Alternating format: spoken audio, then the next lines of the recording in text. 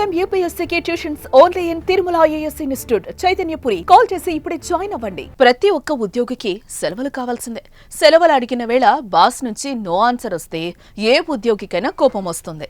కొందరు అర్థం చేసుకుంటారు, మరి కొందరు అపార్థంతో గొడవకు దిగుతారు. ఇచ్చే వరకు వాదిస్తారు. కానీ పశ్చిమ బెంగాల్లోని ఓ ఉద్యోగి మాత్రం సెలవుల కోసం కత్తి దూశాడు. అధికారులపైనే కాకుండా తోటి సిబ్బందిపై కూడా కత్తి దూశాడు ఆ ఉద్యోగి. ఇంతకు అతడికి కోపం ఎందుకొచ్చింది?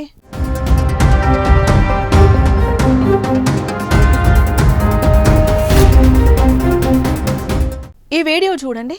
భుజాలకు బ్యాగు, చేతిన సంచి, మరో చేతిన కత్తి పట్టుకుని రోడ్డుపై నడుస్తున్న ఈ వ్యక్తి పేరు అమిత్ కుమార్.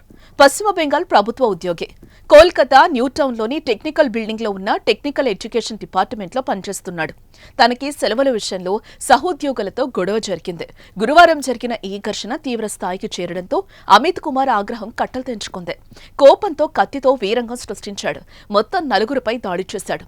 దాడికి గురైన వారిలో తోటి ఉద్యోగులతో పాటు సెక్యూరిటీ గార్డ్ కూడా ఉన్నాడు.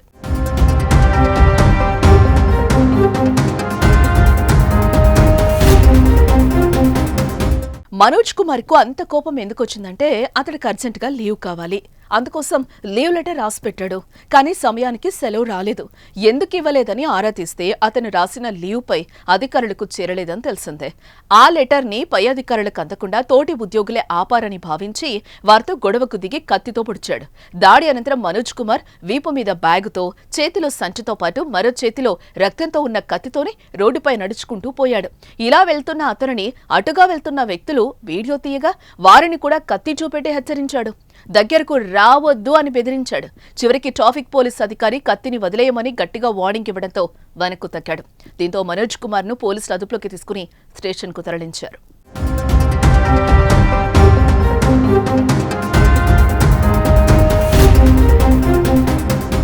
పోలీసుల విచారణలో మనోజ్ కుమార్ కీలక విషయాలను వెల్లడించాడు. తన తండ్రి గురించి తన సహచరులు అసభ్యకరమైన వ్యాఖ్యలు చేశారని, అందుకే దాడి చేసినట్టు ఆరోపించాడు. అతడు మానసిక వికలాంగుడు అని వస్తున్న ఆరోపణలపై కూడా పోలీసులు విచారిస్తున్నారు. ఏదేమైనా సెలవుల విషయంలో జరిగిన గొడవకు కత్తి దూయడం వెస్ట్ బెంగాల్ ఉద్యోగులను భయభ్రాంతులకు గురిచేసింది.